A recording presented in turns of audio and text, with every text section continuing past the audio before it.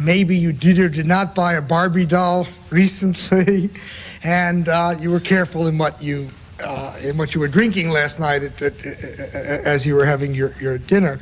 I wore a Canadian-made jacket, which I assume was made by good labor, and American-made shoes, but I didn't quite check my T-shirt and my underwear, so I don't know. But today, we're going to have a Naomi Klein, who is the author of this book, No Logo, which is about the corporate global branding and all the various things we can or cannot do and the things that are being done to make sure that if we're buying Nike, they really are good guys rather than bad guys. I assume Alfred Knopf and Company is a good guy, so they're bringing out this book. She's also just recently had a piece in the New York Times expressing sympathy with a bunch of anti-WTO protests in Seattle, which will be counter to everything you've heard from all the economists in the group, and therefore probably will please you no end. Naomi, the floor is yours, the podium is yours.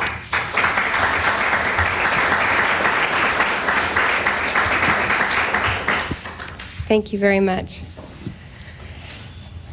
I'd like to thank Elaine Bernard and Jack Trumper and Jeff Ballinger, who are all responsible for inviting me here today. It's a great honor. A couple of months ago, I got an email from someone who I just met, and he said, you know, when you told me that you had just written a book about anti-corporate activism, I was only pretending to know what on earth you were talking about. Then I went home and I turned on the television set and saw what was going on in Seattle, and I realized what you were talking about. At the time, critics accused the anti-WTO protesters in Seattle of ignorance, of coming together in a jumble of unrelated slogans that degenerated into petty vandalism.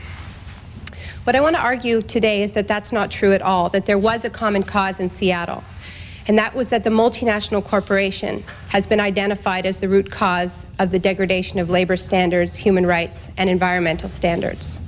Even when the protests degenerated into rioting, the targets of their rage were still coherent, if crudely expressed. McDonald's, The Gap, Levi's, Starbucks. I believe that behind the protests outside of Nike Town, behind the pie in Bill Gates's face, behind the bottle shattering at those McDonald's windows in Seattle, and even behind the attacks on those e-commerce sites on the internet, there is something too visceral for most conventional measures to track, a kind of bad mood rising against the global brands. The windows that shattered in Seattle weren't just any windows. They were symbolic windows, windows opening onto the new economy. That was what was under attack. And behind the shattering glass, we are also seeing the beginnings of a new agenda. The need for enforceable regulations governing labor, environmental, and human rights standards in the global economy. The need to rein in corporate power on the global level so that corporations are ruled by citizens rather than the other way around. The questions I want to answer today is why now? Because of course, labor, environmental, and human rights violations are not new. Why then are they drawing people to the streets in the thousands all of a sudden? The answer has to do with an ideology that has gripped the corporate world over the past 15 years and has sent it into euphoric convulsions in the age of e-commerce. That is the idea that in order to be a successful multinational corporations, you need to produce brands, not products. The idea is that anyone can produce a product in the global economy. And look at what happened to IBM when it almost went under in the late 80s. Competing based on value is a loser's game, they say. The market was flooded with identical PCs, and IBM did not have a strong enough brand to compete. Of course, we know today that IBM has reincarnated itself into being about solutions, no longer about these clunky machines. It is about the global economy itself. In this context of hostility towards products, the brand has evolved from a mark of quality on a product to a badge of courage for the consumer. Nike is the most popular tattoo in North America, the Nike swoosh, that is. In this corporate formula, the brand has little to do with the product. Rather, it is a freestanding idea. The goal of the successful brand has become nothing short of transcendence from the world of things. So we've had these series of corporate epiphanies in the past 15 years. Nike, we are told, is no longer a shoe company, it is a sports company. It is about the idea of transcendence through sports. Starbucks, we are told, is not a coffee company. It is a community company. Diesel is about creating a movement. Microsoft is not about software, it is about communication. The product becomes a medium to express the brand's idea, and it is one medium among many, like a billboard. And as we know, as these companies have transcended, they have in many cases stopped producing their own products entirely. And there's been an interesting parallel with other brands, the rise of celebrity super brands. As corporations like Nike and Starbucks have occupied the role of celebrities in our culture, the celebrities in our culture are increasingly envisioning themselves as corporations, as brands. So we have the Martha Stewarts, the Michael Jordans, the Jerry Seinfelds. But what's really interesting is that increasingly, just as Nike has stopped producing its own sneakers, many of these super branded humans have also begun to separate themselves from anything that could broadly be described as doing things. We have Michael Jordan, who has transcended the need to play basketball, just as Nike has transcended the need to make running shoes. And he has become a pure brand. He is about the Jordan attitude, and in fact has become the first celebrity endorser to have his own celebrity endorsers. We have Wayne Gretzky, very similar, stopped playing hockey so that he can be a full-time brand. Jerry Seinfeld gave up the sitcom, why bother? And what's really interesting is, of course, we know that the true celebrities of our branded era are not the basketball stars or the running shoes, but the CEOs themselves. And I was very interested to learn that Bill Gates had stepped down as CEO of Microsoft. He too has transcended to become pure brand. He is pure Bill. Of course, the end result of this type of branding economy is seen not in the corporeal world of things, but online, in the IPOs, the Netscapes and Amazon.coms. The ultimate transcendence is, of course, occurring on the internet. These companies exist as ideas of themselves, free from products entirely. It's tempting to dismiss branding mania as a flavor of the week, just a little bit more management babble. What I'm arguing here is that this seemingly innocuous idea has had two major effects on our culture, transformative effects, which taken together explain the rise of anti-corporate activism that we saw in Seattle. And these two effects I'll separate into two categories: no space and no jobs. The brand needs to express its idea. How does it do that? It needs to project itself onto as many surfaces as possible. That is how a company that is about an idea, not a product, becomes real. Through sponsorship of cultural events, by launching its own lifestyle magazine, in the case of Starbucks, or a line of furniture, in the case of Ernest Hemingway. By building palatial superstores, in the case of everyone, through new and exciting brand extensions. If you think of the brand as a balloon with nothing much at the center, because of course the product has magically disappeared, this process of absorbing cultural space is how it staves off its own deflation. Everything is a tableau for the brand, and the brand needs to write on these surfaces in order to exist. Advertising agencies have started to think of themselves not as marketers, but as brand factories. In fact, there is an advertising firm in my hometown of Toronto that is called the Brand Factories. And in fact, this is the true production of our information economy. We've seen the rise of the cool hunting industry, which didn't exist before 1993 and is now a ballooning industry. The role of this industry is to comb our culture, comb the back alleys, our schools, our playing fields, and find content for the brands to make them real. Find precious ideas, heroes, political movements, and sell them back to the brands. I want to stress that this process is not about advertising. It is about production. The goal is no longer association, but merger with the culture. Advertising used to be about associating a product with a particular lifestyle, with a particular aspirational quality, such as beauty.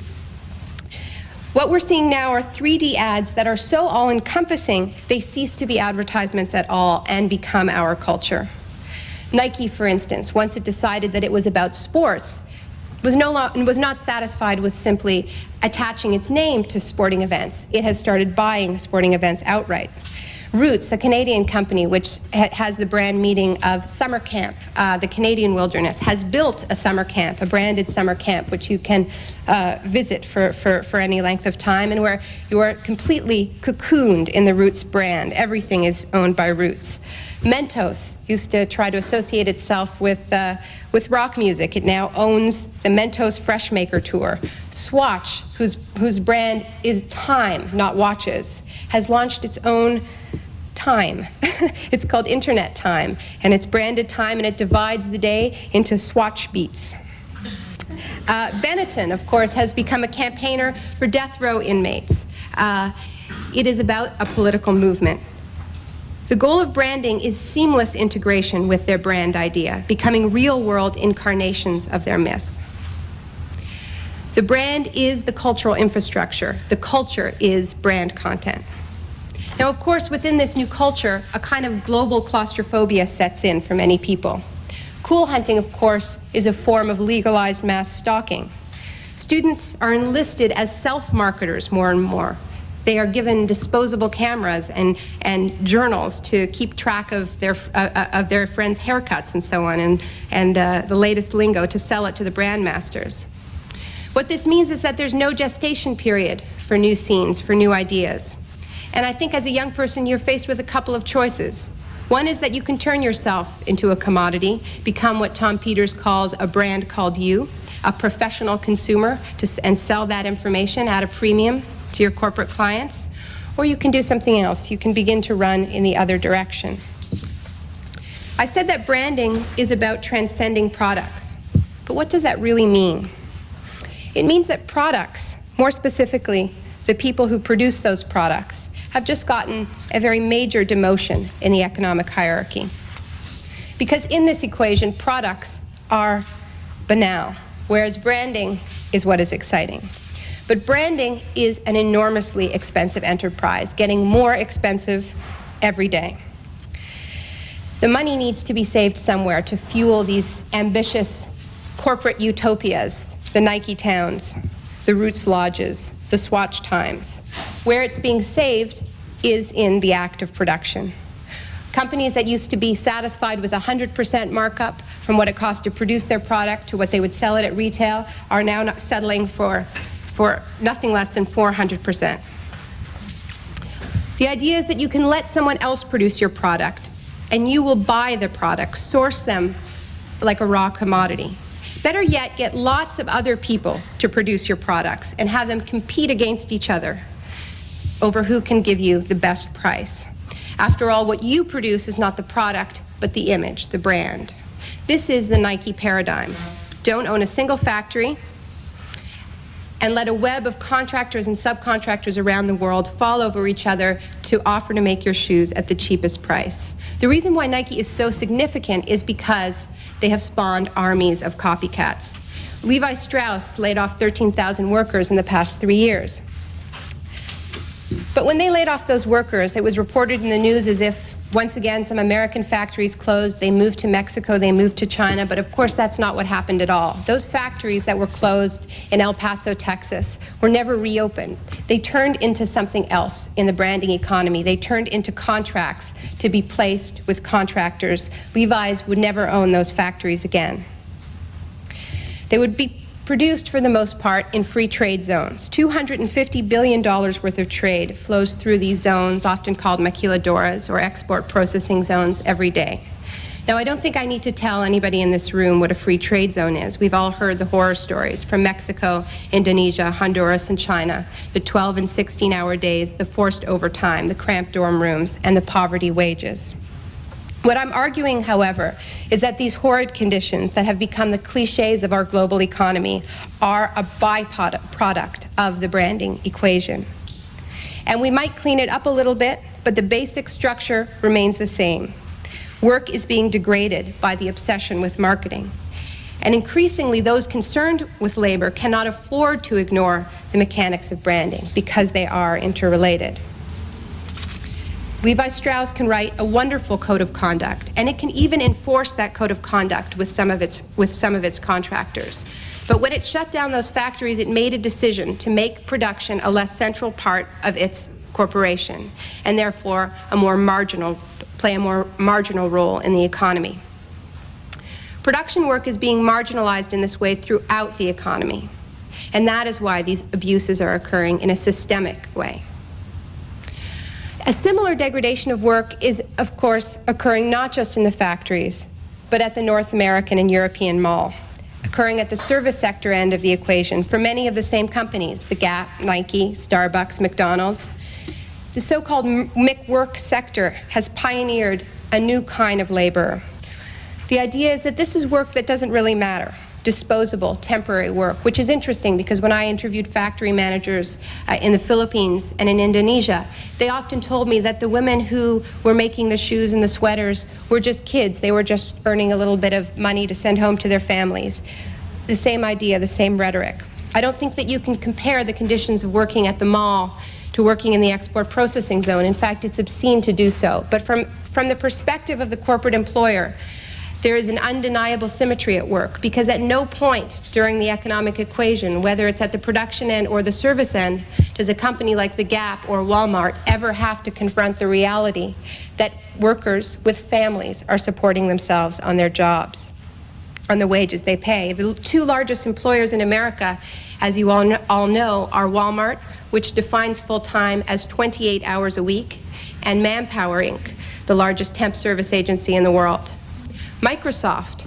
You know, it's interesting when you talk about McJobs and sweatshops, people always say, well, what about Silicon Valley? What about Silicon Gold? Isn't that where the good jobs are? And of course, Microsoft has been the one to perpetuate in many ways the myth of Silicon Gold. And in fact, there was a time when it was true. But today, Microsoft keeps between 4,000 and 6,000 of its workers, more than a third of its entire workforce, classified as temps.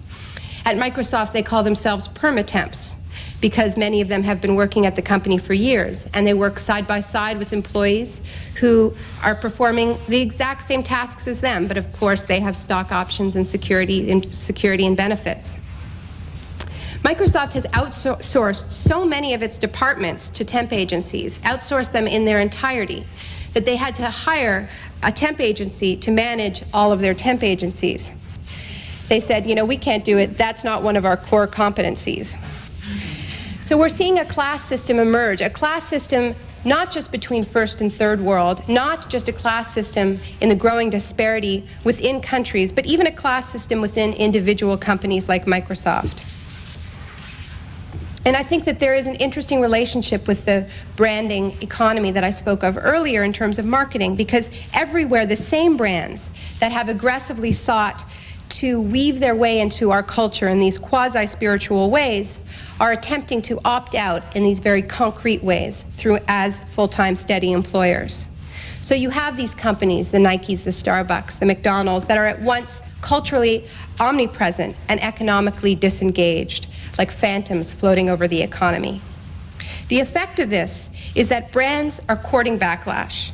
There is nothing in their new deal with workers, as employers of temps, part-timers, and contractors, that is going to protect them from the kind of public rage that we saw in Seattle. Well, I had the opportunity to visit a Nike factory when I was in the Philippines at closing time, and I watched the workers line up at the gate and open their bags for bag check. They were being searched by military guards. And as I was watching this, I saw I thought about what it was like to go to a North American mall at closing time and to watch all of the so-called MIC workers at the Gap and Benetton open up their bags for their managers for bag check. It's a ritual at the mall. It happens every day. And once again, you know, this is not the same situation. The workers at the mall are not being searched by guards with submachine guns. But the assumption is the same. The assumption is that given half a chance, of course, these workers would rob their employer blind. Which brings us back to Seattle and that shattering glass. I think that when the mechanics of no space and the reality of no jobs are taken together, you get what I call no logo, the rise of anti-corporate activism. And as I mentioned, I think we're seeing a little bit with these attacks on the e-commerce sites, the largest e-commerce sites on the net. A couple of years ago, the internet was still approximating a public commons, but there has been a virtual coup d'etat in just about 2 years. And I think that it's that coup d'etat, this virtual coup d'etat, that has provoked these attacks. I think we're also seeing the seeds of this rage in the campaign that targeted McDonald's in England, the so-called McLibel trial, the longest civil trial in British history, where 2 British environmentalists who were sued for libel turned the tables on McDonald's and put the corporation on trial for basically crimes against humanity. I think we've seen it in the way Nike and the Gap and Disney and Kathy Lee Gifford have all become symbols for sweatshop labor and to varying degrees. That labor activists have made a concerted decision to target the most visible, the most polished brands on the brandscape and use the power of branding against itself. I think we've seen some of these tactics in the campaign against Shell Oil on the Niger Delta. It was because Ken Saro-Wiwa and his colleagues were willing to name Shell as the force behind the Nigerian dictatorship and their oppression that campaign drew international attention. I think we're also seeing it in the campaign against genetically modified and engineered foods with the targeting of Monsanto and the targeting of particularly of brand name food companies, because even though Monsanto isn't itself a brand, although I should say that Monsanto is about to launch a line of branded foods, when campaigners couldn't get the attention of Monsanto, what they started to do is target brand name supermarket, brand names like Nestle and Cadbury, and because of that, they got change from Monsanto, and Monsanto agreed not to launch its controversial Terminator technology, which would have made seeds infertile after 1 year. People often make the mistake of viewing these campaigns as mere consumer boycotts, which are simply promoting ethical consumption.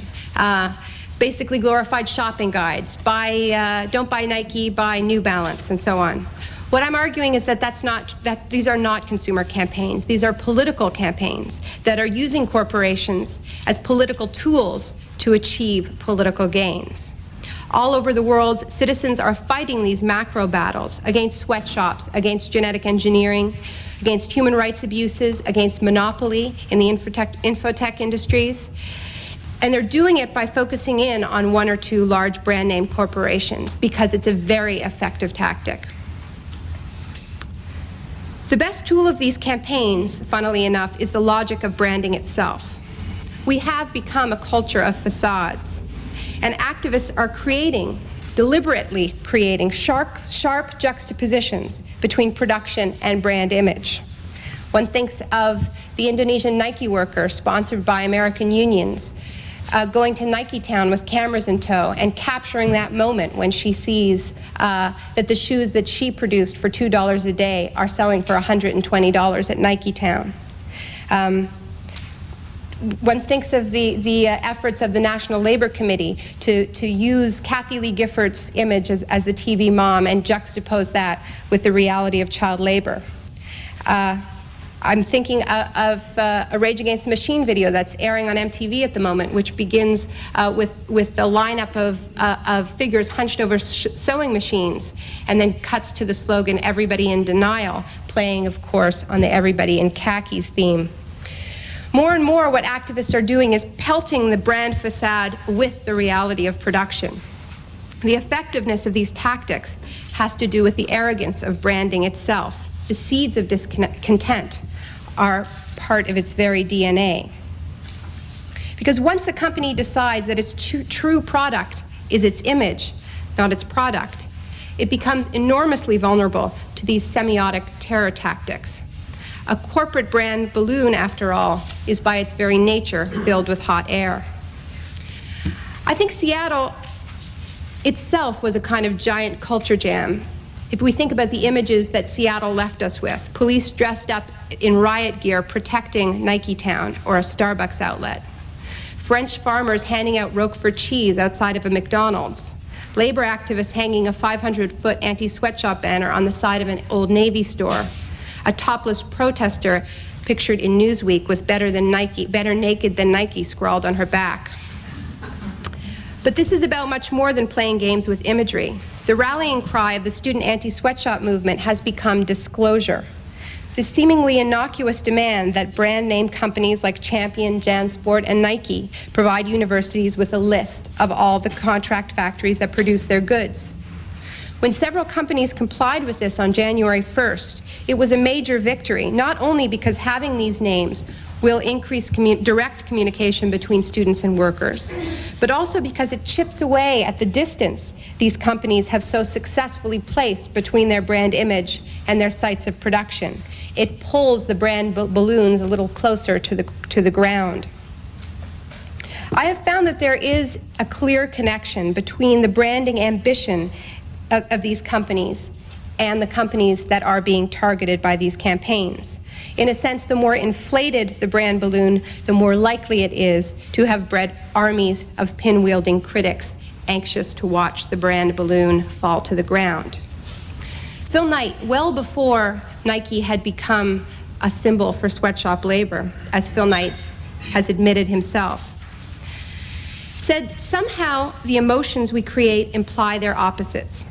And I think that was a prescient remark. Because as a culture, we have a very deeply ambivalent relationship with the brands that have so aggressively enveloped our public spaces. And so it is the brands that are most entwined with our culture that are getting hit the hardest. It's the Nikes, it's the Starbucks, it's the Microsofts, the Gaps, and even on university campuses, one's own school insignia. Some of the most successful anti-corporate campaigns have begun with a brand's aggressive sponsorship or partnership in the school system. The best example of this is Pepsi, a company which has in many ways pioneered the branding of education with a wave of exclusive vending deals inked in the early 90s with high schools and university campuses. They would be the sole distributor of soft drinks on campus. They would also get to pass out Pepsi Achievement Awards in high schools and get ads in the halls. The idea was that they would beat out Coke in the brand wars by getting at the target market, Generation Next as they call it, when they don't have a choice. But because Pepsi was the first corporation in many ways to really truly break the brand barrier to get into the schools, it also sparked its own backlash. In 1993, students at some Canadian universities were upset about the fact that their school had signed one of these exclusive deals. So they started doing some research. They didn't know what they would find, but what they found was that there was a little-known boycott that had been called against Pepsi, and it had to do with the fact that Pepsi was doing business with Burma. They started out being interested in this issue because they were concerned about corporatization, they were concerned about being over-marketed to and over-branded, and it led them to this human rights concern. Pretty soon, "Gotta Boycott" stickers were finding their way onto textbooks and onto lockers. It was a case of reverse branding. Pepsi had tried to brand these students, and now these students were turning Pepsi into their poster child for the Free Burma movement. The campaign spread to schools in Britain and to the US, and the decisive moment in the campaign happened right here. In April 1996, Harvard rejected a $1 million vending deal with Pepsi, and they cited as their reason the company's holdings in Burma. The issue made the New York Times, and then it was raised at a shareholder meeting, and pretty soon Pepsi pulled out of Burma. It had a domino effect, sparking dozens of other companies to withdraw, including Levi's, Liz Claiborne, Heineken, and the list goes on. The Pepsi campaign had the thrill of the brand boomerang. It's the same thrill, I think, that students experience when they target Nike for sweatshop abuses. After their entire athletics program has been branded by the swoosh. No company has branded this generation like Nike has. And I think that given the opportunity to brand Nike back, it's just too good to resist. I think it's interesting that students have not always played such an enlightened role in these types of issues. During the infamous 1912 sweatshop strike at Lawrence Mill, not far from here, Harvard students received class credit if they agreed to serve in the militia against the striking textile workers, and many of them did. That was 1912. Now students are leading the fight against sweatshops, and corporate logos are providing the infrastructure for their global movement. Where a previous generation was entreated to follow the money, this generation of activists is following the logo. From their college sweatshirt to the sweatshops of Honduras, from the swooshes on their school gymnasium floor to the factories of Indonesia, from their Starbucks lattes to the sun-scorched fields of Guatemala. Being a target market for every powerful brand on the planet means having a direct personal connection to other young people who make the clothes, who pick the coffee, who grow the genetically modified corn all around the world. There are many other levers besides the university being used to extract corporate responsibility from brands. There's shareholder pressure, for one. There's also municipal and state governments who are deciding not to enter into large contracts with companies who use sweatshop labor or who are doing business with repressive regimes like Burma. Here in Cambridge, the City Council has a so-called selective purchasing agreement which states that it will not enter into contracts with any company invested in Burma. And at the state level, as you all know, there's the controversial Massachusetts Burma law, which has upped the stakes in this grassroots selective purchasing movement to such a degree that the international business community has rallied to defeat the law both in the US courts and at the World Trade Organization. I talked briefly about how activists are dealing with applying pressure to companies that are in fact not brand-based. We talked about Monsanto. There's many other examples of this. Even raw resources turn into brands eventually. And there was just a recent victory when Home Depot agreed that they would not carry old-growth wood after the year 2002. And this is after many years of pressuring logging companies, which of course have no brand image to worry about. The logging companies were entirely unconcerned. It wasn't until they targeted their brand name consumers, the Home Depots, that they finally got their attention. Of course, this issue is far from resolved. It's easy to be seduced by these success stories, to believe, as Harvard professor Deborah Spar has suggested, that through this activist spotlight phenomenon, corporations are becoming voluntarily shamed into responsible corporate citizenship, that ethics has become the third bottom line. It would be wonderful if that was the case, but the truth is that these victories are haphazard and piecemeal. The real success stories has been the success of organizing and education. Organizers and educators, many of whom are in this room, have put these global injustices onto the political agenda. But that does not mean that real change has taken place. In fact, the pace of change, to quote Jeff Ballinger, has been glacial. That is why Seattle was so significant. It was the next step, creating a bridge from these single-issue corporate campaigns to a broader, more structural critique of the regulatory bodies that are playing referee in this race to the bottom.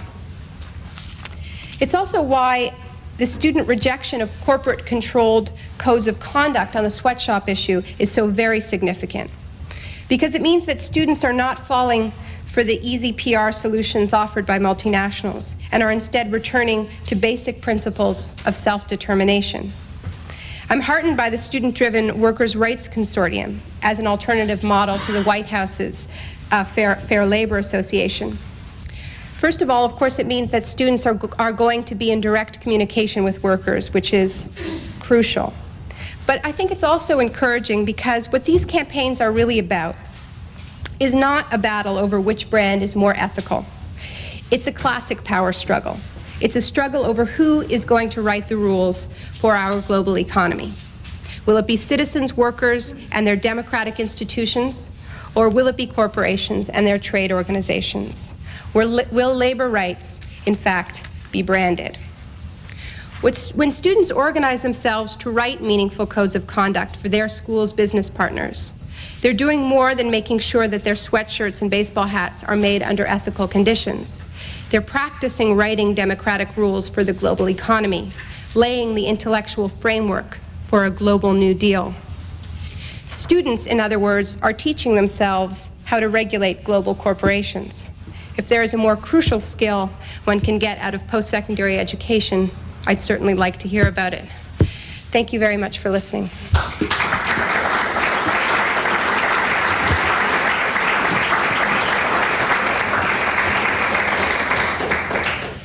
floor is open for discussion. You can take it. Okay. All right. So I'm just going to take questions for the next little while. You made a distinction between boycotts and political movements and suggested this was more about political movements, and yet most of the examples I heard you citing were about actions, well, I think all of them, against companies. And I just wondered what you thought would be a more effective tool in this fight would be to continue the battle against companies, which you say is moving at a glacial pace, or actually move against governments. And some people say that governments have no power in this era of globalization. Others would argue against that. That's one question. Can I sneak in another before I stop?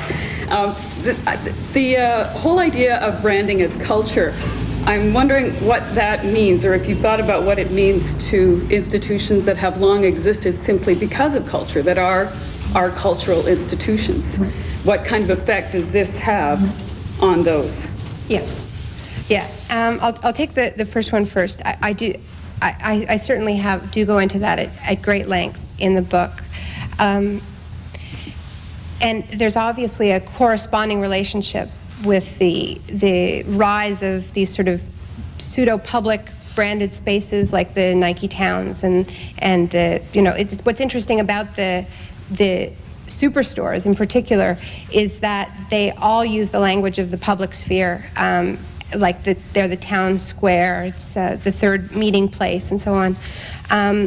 And so this is a process of replacing the public sphere, and I think you see that, in a truly Orwellian form in a case like Celebration, Florida, owned by Disney, a fully privatized town. And of course, the growth of the corporate sponsorship industry, which has grown by 700% since 1985 in the U.S., has corresponded to a decline of the public sector. So it is a true competition, and it's a competition on a sort of macro political level where you see the starving out of the public sector by corporations paying less corporate tax, but then it's also a war, sort of a power struggle on the micro level of an individual arts event where, say, it starts off with a logo in the corner and suddenly the entire event has been privatized and artists are sort of playing an opening act for the logo, which is the true star. And I have lots of examples of that in the book. The issue of whether this is going after corporations is effective or whether it's more effective to go after governments. What I'm talking about with Seattle is that I believe that Seattle does mark a shift in the U.S., and I think that shift has been happening in other countries before Seattle with protests outside of APEC, outside of G7, G8 summits, and that activists are more and more going after the global regulatory bodies and pressuring their own governments, and that is so that they're not entirely abandoning governments. The selective purchasing is a government response. It's municipal and state governments responding, where the federal governments have stepped aside and said that they don't want to attach any sorts of regulations to trade. But more importantly, I think that the reason why these corporate campaigns are interesting to look at is because they are opening the door to the global economy, that essentially everything about this discussion is structured to make individuals feel that they need a degree in international law to even participate in the discussion, that it's enormously alienating. Everybody feels that they were sick the day everybody else learned what the OECD stood for, and that what I'm finding, particularly for young people, is that they're learning about Nike, and they're learning about Nike as a metaphor for the global economy gone awry. They can get their head around, Michael Jordan makes $20 million, Indonesian workforce could have their lives changed with that much money. And through this sort of popular education project of using the brands as popular education tools, we are finding our way into this very arcane, exclusive arena. And of course, we're not wanted there at all, as the pepper spray and tear gas shows.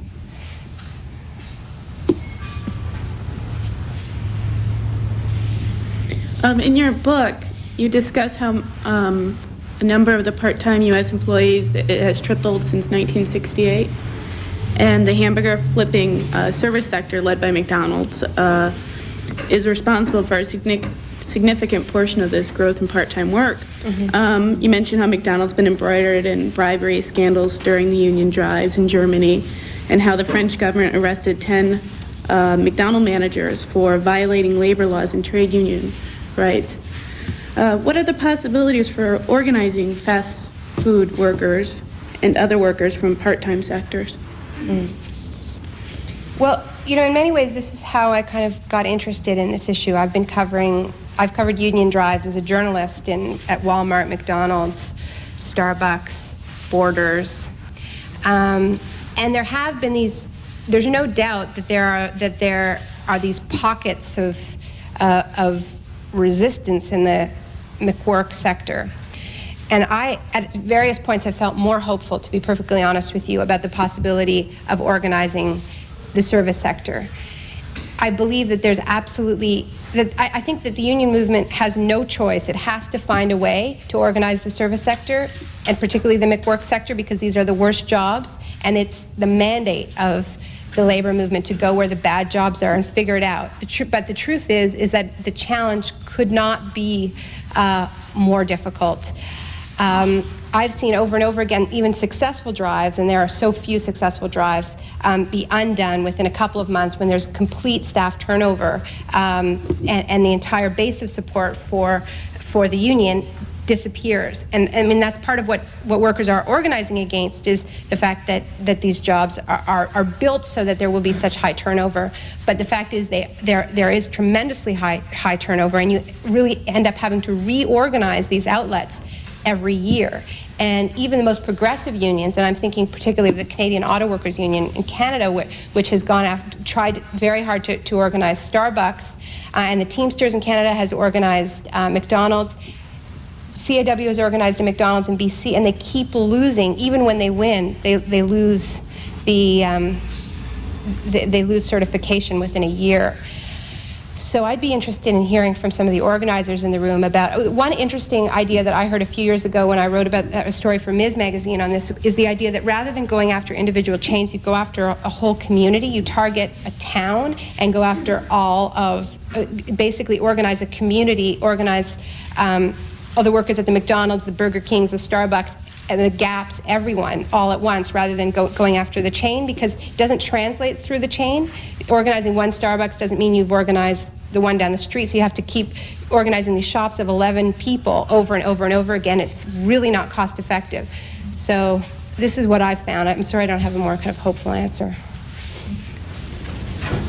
I wish you could say a few words about something that you describe very movingly in your book, that this is not just a bunch of do-gooder groups in the North saying, oh, these are terrible conditions over there. This is a movement of sweatshop workers in these countries that are fighting these contractors for these major corporations, and we're just sort of the transmission belt, you know, that groups in the North are in an information loop, and that's really the exciting thing about it to me, is that this information is being passed on. But I'd like to say a few words about what you saw in Cavite and in Indonesia, working with the workers there. Yeah.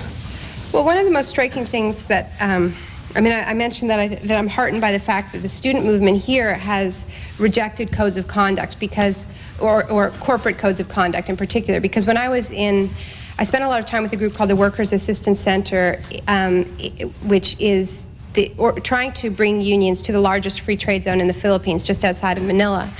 And when I was there a couple of years ago, the issue for them was very, very clear. They were trying to bring unions in to these zones. Unions were illegal in the Philippines, but these free trade zones had been created as sort of denationalized enclaves, essentially illegal states within states. Now that seems to me to be a very wonderful opportunity for political organizing. All you're demanding is a country's right to enforce the laws that it already has. These workers have already fought for the right to form unions, but unions were being decertified all over the country because companies were moving into the free trade zones, and you know, inside the zones there are literally signs that say, do not listen to union organizers or troublemakers, and there's an unspoken no union, no strike rule within the zones. So what the organizers who I met wanted was just plain backup, self-determination, the right to form unions, when there were wildcat strikes going on every other week, and they needed support for these specific struggles. And and in terms of codes of conduct, they were bewildered by the idea that labor organizers in the States and in Europe were writing codes without their input. I mean, literally bewildered and furious, quite frankly. And what they said to me was, they were willing to wait to get, even if it meant not getting as good rules on paper, they were willing to take sort of smaller concessions that they had won themselves at the bargaining table than be handed a piece of paper that had been negotiated without their input.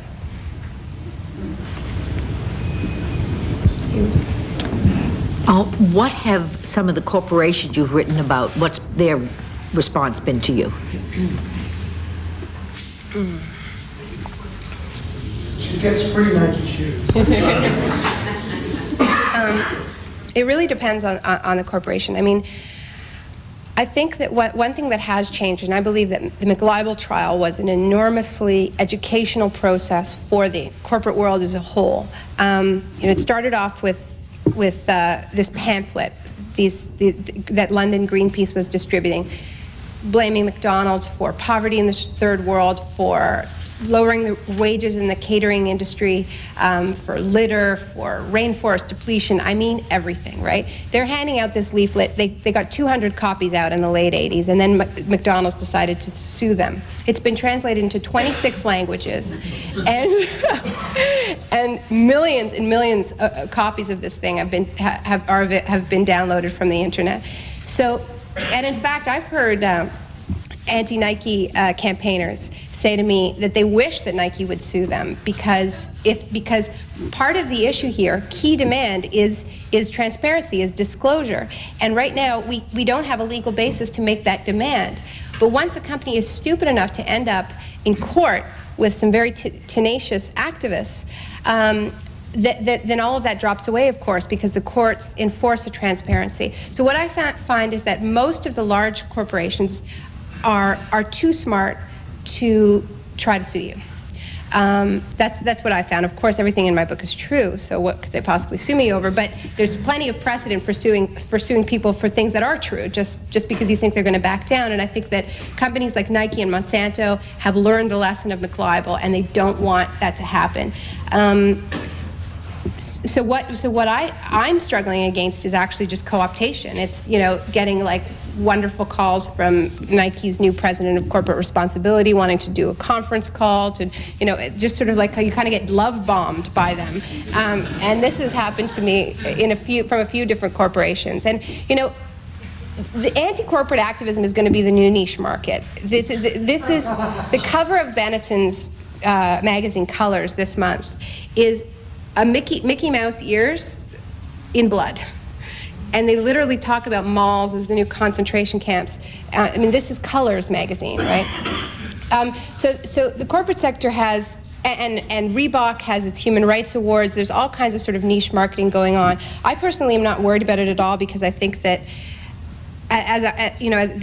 one of the main points I'm trying to make is that particularly young people are responding to feelings of being over-marketed to, are responding to the cool hunt itself, is sort of the root of much of this backlash. So when the cool hunt comes and even tries to co-opt that, I think it actually radicalizes the opposition. So I hope that sort of answers the question. Question back there. Sir? I have a notion that consumption in this country anyway is largely a mindless business. I'll come back to that with a little illustration from my own life today. And that production is kind of mindless too. I'd reference for that William Grider's book on the global economy as a kind of mindless process. Nobody's responsible for what's going on. Instant trading in billions of dollars by people who really are not aware or concerned, or can they be, with the consequences. I bought a shirt for $7 last weekend and put it on this morning. It had a brand on it. So I decided to take the scissors to the brand, took it off, and now I have a gaping hole in the shirt. But I bought it because it was $7. And what I'm really interested in, since so much of this is mindless, the consumption like mine and the production itself, so you put pins in the overinflated balloons and they're gone, let's say. But the mindless production and the mindless consumption goes on. So what is your prescription really to deal with this giant amorphous thing called globalism? Well, first of all, I don't think that I'm responding to globalism. I think that, if anything, I'm responding to corporatism. But because I think that part of what we're up against is the total conflation of globalization with corporatization. And what we need to do is try to reimagine a kind of globalization that is different from the one that we have right now. Because I think that there are a lot of people who are in fact for globalization and taken with the promise of globalization that has not been fulfilled. In terms of the rest of your question, it's a very difficult one. I think that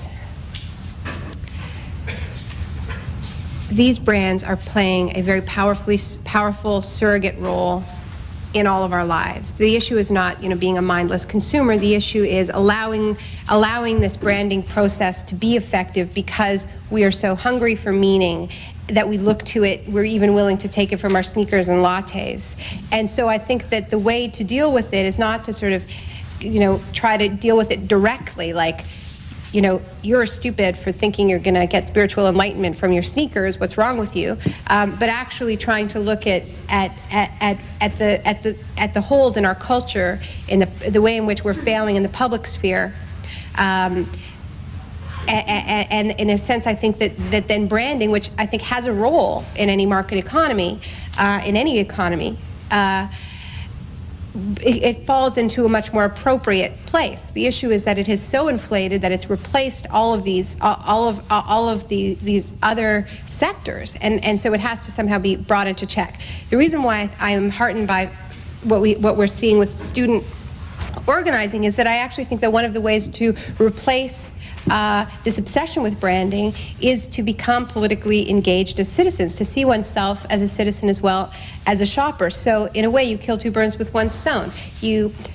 People become politically engaged as citizens, and then they probably care a little bit less about the logos they're wearing at the same time, because part of what these logos are selling us, in the case of Benetton and Starbucks, is in fact a pseudo-political movement. That's what Nike's doing when it sells these feminist ads, and it's essentially packaging our most cherished values and ideas as brand extensions. Yes, I'd like you to talk a little bit more about the potential social base for sort of a larger mobilization against this kind of new economy, sort of building on Seattle, but you seem to be optimistic about the potential for that, and I don't think it's an accident that you've come back to the student population, and I think that there's a reason for that, and that students are still living within communities and are taking part, sharing in some kind of a common experience from which they can be mobilized and mobilize each other to take on this cause. And what worries me, and I guess the reason why I'm less optimistic, is that I think that one of the outcomes of the new economy is to really fragment people. They're not members of unions. They're not staying with jobs. They're part-time workers without, a sort of ongoing identification with a consistent group of other workers. There's so many ways that and you've outlined many of them, that people are really isolated as consumers, workers, and so forth. That when you think about the history of mobilization and what it takes to get people to really act together, I don't know that we have the ingredients for that. Well, and I think it comes back to the earlier question about organizing the MIC work sector as well, the service sector workers, because of course this is about the fact that in many ways that schools are our only, it's the only vestige of sort of full-time civic life, and that unions are not stepping into that role so I think that it's all the more reason why we need to sort of solve this problem of how to organize this massive sector in the economy, because that is one way to continue into, you know, post-university into our so-called real lives. The other thing is that I think unions need to, American unions, I've been so impressed by the success of Union Summer, I have to say, because even though I know it's been a really controversial project, I've interviewed dozens and dozens of students involved in anti-corporate activism of various kinds. And I've asked them over and over again, you know, how did this start? How did you get involved? And so many of them said, Union Summer. I interned at Unite one summer, and, you know, next thing I knew, I was, you know, running the guest campaign at Yale or this or that. And but really, I've heard it over and over again. So, I mean, this is a really forward-looking project of you know, building activists that I think are going to continue on after university as well. I do understand why it seems like I'm being overly optimistic, and that is why I'm concentrating on the campuses, because I think that tremendous change can come from there. But I do think that unions, the American unions, have changed dramatically, not enough, moving away from protectionism to taking a more global outlook, which is allowing for this, which is allowing for these bridges to be created between the student movement, between the environmental movement, all of that. And I think in many ways, this, what's really great about these anti-corporate campaigns, I quote a British campaigner named John Jordan, who was involved in the anti-Seattle protests. And he says, you know, what's great about these multinationals is they've helped us to see this system as interrelated, that there's a connection. If you look at a brand like Shell, environmental concerns, labor concerns, human rights concerns, you know, through this one lens. And that's why I think they are helpful, because they do build between social movements, and so I would look to there for hope as well. Yeah. Just thinking through your talk, I kind of see this trend, which it started out, companies created a product, and the product started to sell, then it didn't sell as much, then they needed to create a need, so they began marketing, and that worked for a while. Then they needed to create an image, then they created branding. And I'm wondering, in your opinion, what do you think is next?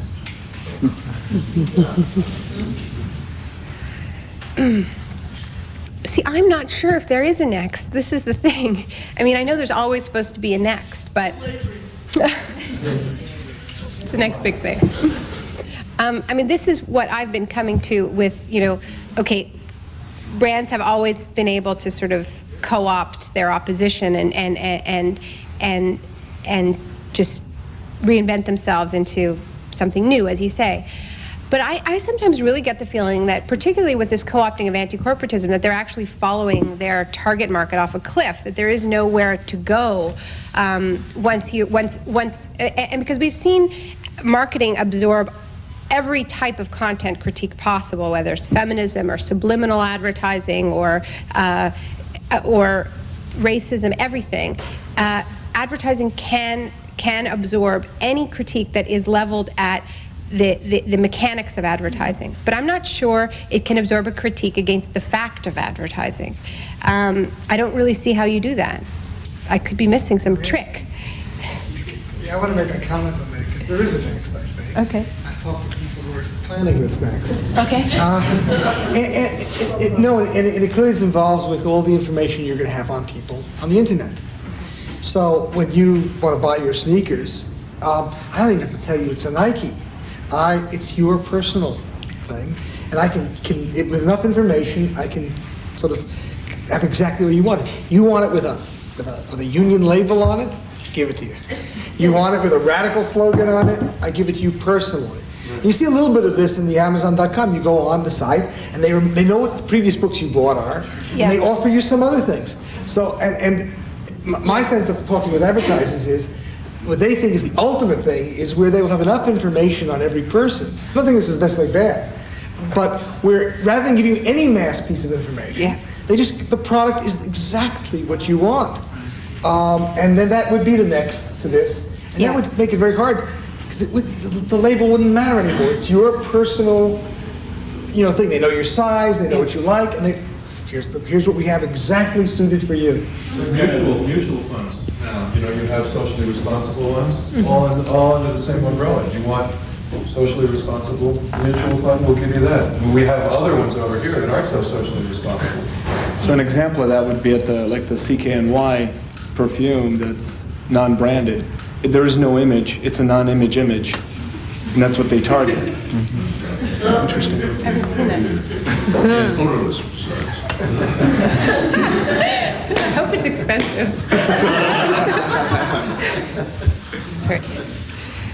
Well, I have a question, but I also want to just comment on this, that one group of individuals who work through I think the Now Foundation, were trying to get at how you encourage the public to think more critically about advertising as an entity. And one way that they came upon thinking about this is to look at the ways advertising harms health. And they picked tobacco, alcohol, and fashion industry advertising, and they looked at how it harms women's health, and particularly young women, and they produced this little video, Redefining Liberation, which I've used a bit with mostly high school and college-age women and young men as well.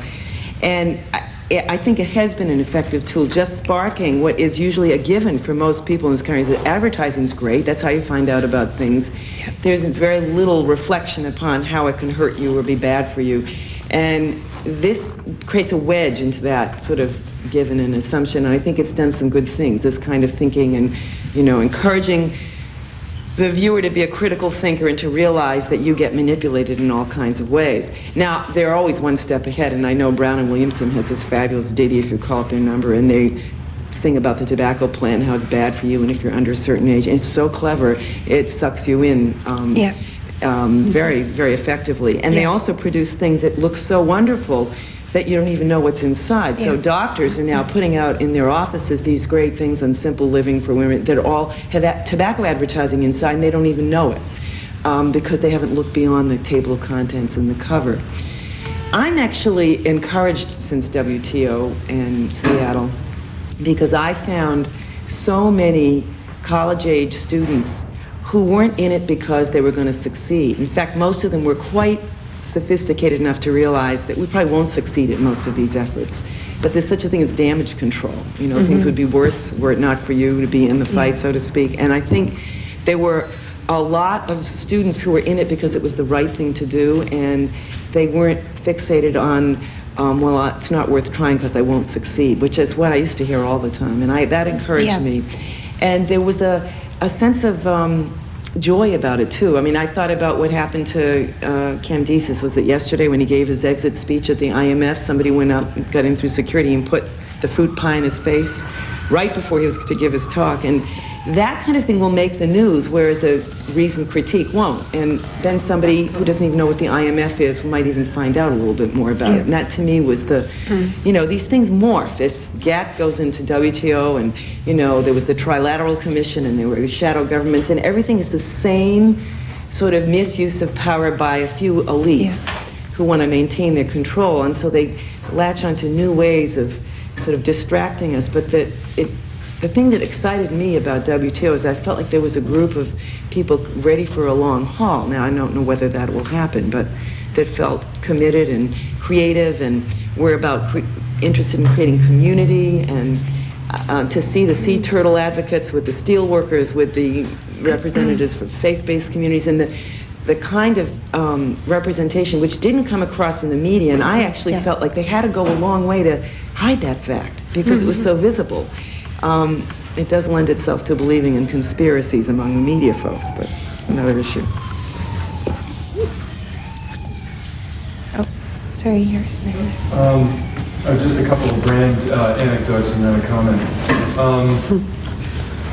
I went in, because there's sometimes I feel like there's no place else to, every once in a while I need to buy something, clothes or something, because I don't make them myself, and I look around for a place to go buy a pair of pants. So, well, all right, so there's a Gap store in Harvard Square, which is sort of like the place I think of as the place where I can go get a pair of pants.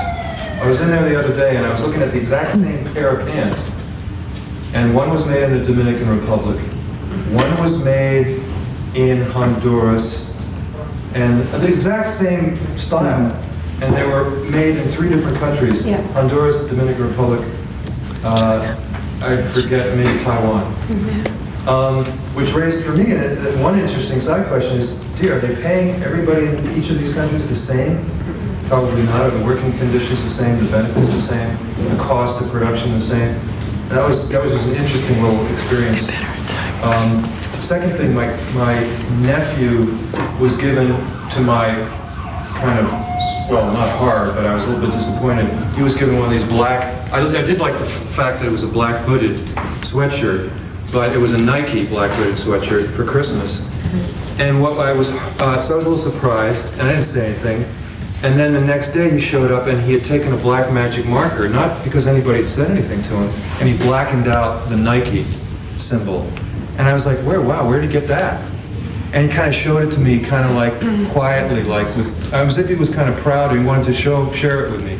And I was kind of touched by that and encouraged that there was like this undercurrent from high school kids in New Jersey. You know, I don't spend a lot of time with that, you know, my brother and his kids, but there's this like current of rejection of this kind of thing.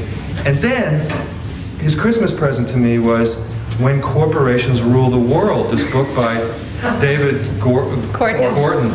And I'd heard of it, and I hadn't, you know, how did he know about this book? It was like it was really kind of a trip. My comment is about this, taking an example of something like Starbucks. Starbucks is something that people can relate to, not just as a corporate brand or all the stuff about the coffee, but in terms of what happens in your, and I mean, you may have spoken about this, what happens not in where the coffee's grown. I mean, Starbucks made a deal with coffee organic, defined as organic coffee growers in East Timor. Yeah. It was written about in the Wall Street Journal. I don't think it's going to save Starbucks, but people here see what happens when there's a small, locally owned neighborhood coffee shop, and they see the Starbucks open up next door, and that ends up being an enormous negative impact for people that arouses a different kind of opposition to Starbucks. So there's an opportunity for coalition building across different reasons for challenging the corporations behind the corporate brands. No, it's a great example, and there's of sort of how these brands do bring people together. I've seen Starbucks, people concerned about losing a community artist-run cafe, joining with students who were trying to bring a union to their Starbucks coffee shop, joining with campaigners who were trying to highlight issues around where the coffee was being picked and by whom in Guatemala. So it's the global economy in miniature, and it's not going to get you very far if that's where it ends, and it ends up being like a competing brand versus brand. But as a popular education tool, you couldn't ask for anything better, as long as you know how to take it to the next step. I'm a Canadian trade unionist. I'm encouraged too. There's at least 5 or 6 of us that we seem almost buoyant. I worked for a long time with Canadian trade unions and others on the anti-MAI. And then I spent about a year working with international trade unions, labor people, trying to get some consistent position across many labor movements, across many cultures and many countries. And I was encouraged because, in fact, I think we came very close to it. And for me, I saw more unanimity in terms of definition of problem and proposed solutions to globalization that I've seen in over a decade or 15 years in labor. So that encourages me. The other thing that encouraged me in Seattle was the young people, and I want to go back to this point that you made earlier on. The people that we were working with, that I was meeting and talking to, it was almost visceral in the sense, it was as if the corporate, from their standpoint, many of the corporations have just got a bit too much over the top, as it were. And that's what really fascinates me when you talk about branding back. That really interests me because as a trade unionist being involved in boycotts, consumer boycotts, we ran a consumer boycott of Sony products in Canada prior to Christmas. You can imagine what kind of a dent it had on sales. You did, really? Yeah. You know? The movement, the labor movement was trying to run a boycott. But what I find interesting and what I would appreciate you commenting on is this distinction between consumer boycotts and this visceral sort of branding back, where you've got people that are 16, 17, 18, 20 that are just saying, hey, I've had it up to here. Basta. Enough already. I've had enough of your stuff, right? Yeah? Can you talk a bit about that sense of branding back and that sort of visceral reaction that it seems is growing? It's absolutely true, and in The Economist magazine, right after Seattle and its ongoing campaign to attack the protesters, talked about what hypocrites these students were. Here they were sucking back their designer lattes and wearing, probably made in China running shoes, complaining about trade. And this was, of course, supposed to make the campaigners look very stupid that they had allowed these inconsistencies to take place. And I think that speaks to the fact that, as you say, this is not consumer. This is really, although there is often a consumer element, I actually think that the greatest danger is that it will just degenerate into lifestyle politics, much as the environmental movement in the 80s did, and it'll just become about, is your laundry detergent green or not? Are your shoes no sweat? I mean, it is possible. I joked about it, but it is possible for this to degenerate into niche marketing, and I think the reason why it isn't is because it comes from a more visceral place than that. And I think the best example of that is I sort of first started noticing this anti-corporate activism through the rise of culture jamming, ad busting, ad parroting, which is happening more and more because of access to new to information technologies, which allows you to download an ad off the internet, have the original, and mess with it on your desktop, and have it look really slick, and have it look exactly like that Gap campaign, and repost it to your friends, and put it up if you like.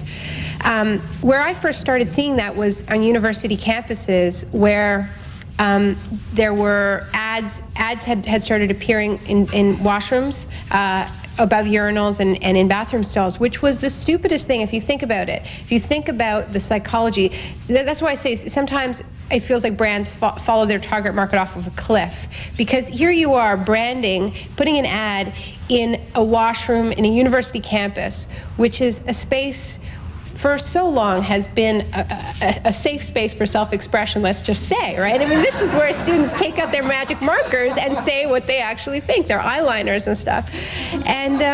And so for the first time, it just crossed a line, and all of these students whose own parents, whose own educators had been saying, you know what, they're so branded, what does it matter if we just put in another ad? I mean, that's what they say to themselves when they sign the deal that there's going to be, ads in washrooms. They say, not this is a good idea, but who really cares? Because these kids are bombarded from day one. It's not, another ad is not going to matter. But what was interesting is that it did matter. There was this sort of visceral kind of uprising, and in fact the ads were under such attack on many university campuses that they yanked them because it was not cost effective at all.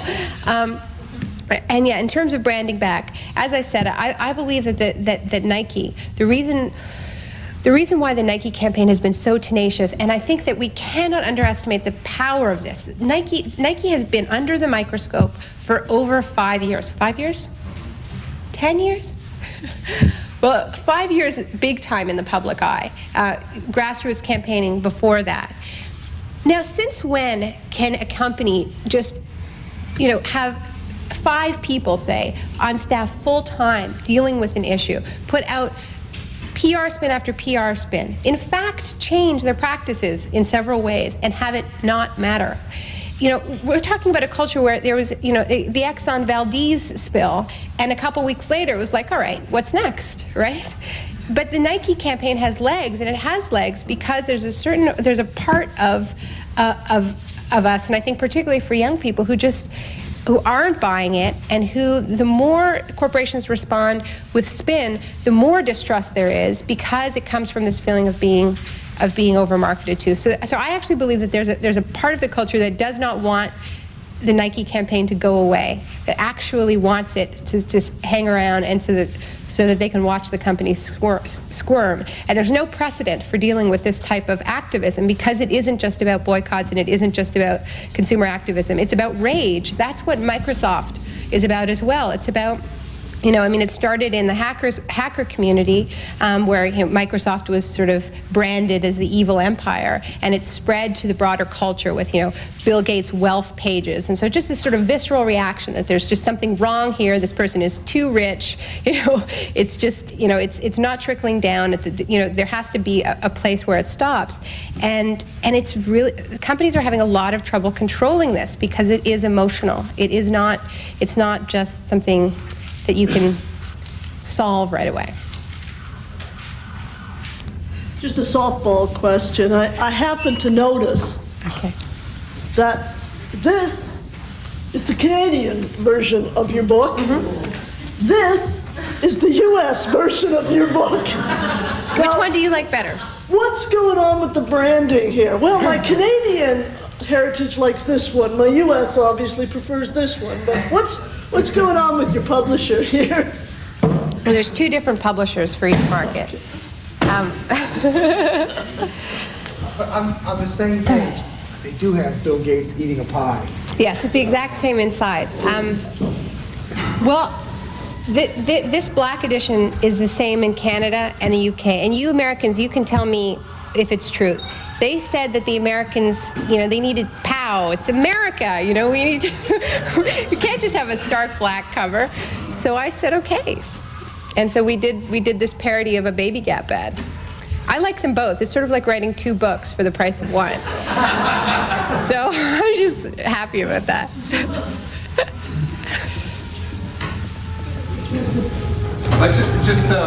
Your expression a while ago about love bombs was an interesting. I never heard that before. It's a nice concept. I think, and this is sort of connected to. Pardon me? Oh, that's Valentine's Day. Love bombs at Harvard University.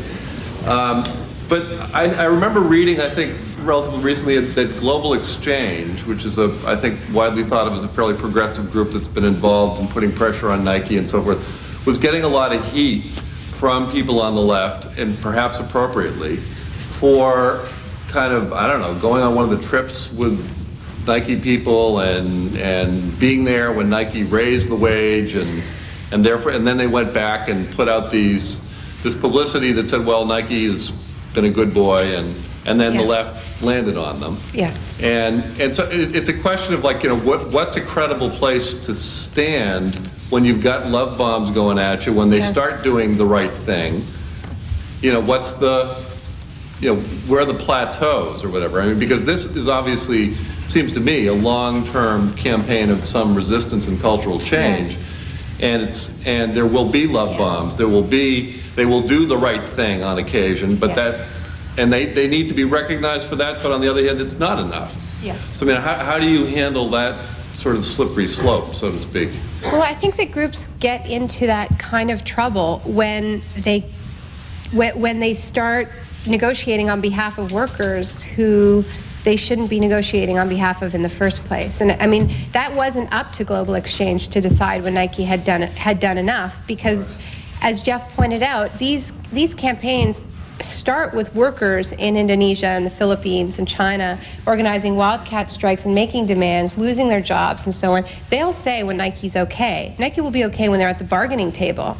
And I think that a lot of groups, and I respect the work of Global Exchange, I think they've done some amazing stuff, but I think that the response of the corporations has, just in the past 2 years, has actually surprised a lot of NGOs because they weren't ready for it, because it has been so dramatic.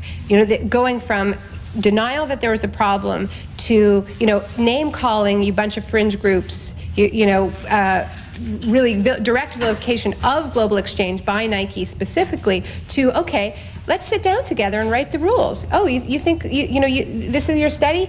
You think that there should be a raise? Okay, well, we'll raise workers' wages 6%, which is what happened. And I think that it was such a dramatic shift that that it kind of blindsided some of these groups, and I believe that they lost perspective for who they were fighting for, what they were fighting for. What they were fighting for was self-determination for workers who were beginning to organize themselves and needed backup, not to decide themselves in San Francisco when Nike had done enough.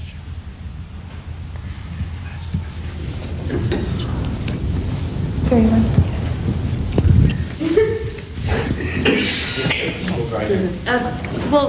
the comment I sort of had, I haven't read your book, I don't know if you talk about this, but I think that a real problem, when you talk about groups that speak for workers, what happened in the case of child labor is a real example of what happened when people here decided to speak for children there. In the case of Bangladesh, which is where I'm from, there was agitation about child labor, and the Harkins Bill came into play.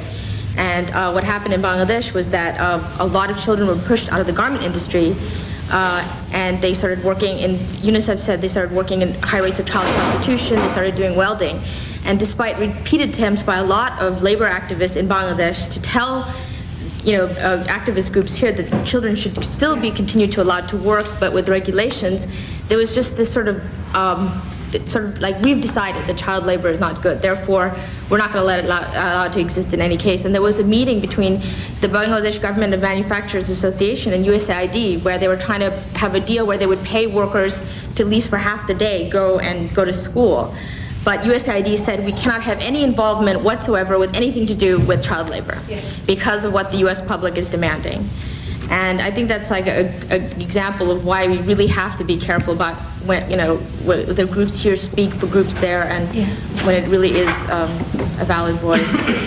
And I think we'll probably have to end there, but it is really about changing the culture, because I think that part of the problem is that we are such a consumer-based culture that we actually want quick service for our grievances, right? It's like, we have found a problem and we would like a solution tomorrow. And that's, I think, how these no sweat and labels start seeming like viable solutions, and bills with no consultation start seeming like they're viable solutions. And so I think that what you said about being heartened by the fact that you're meeting young people who are saying we're in it for the long haul, we don't actually expect to get results tomorrow, I think is really heartening, because that's the most important shift, is to get out of this sort of consumer mindset when it comes to political activism. Thank you all for coming.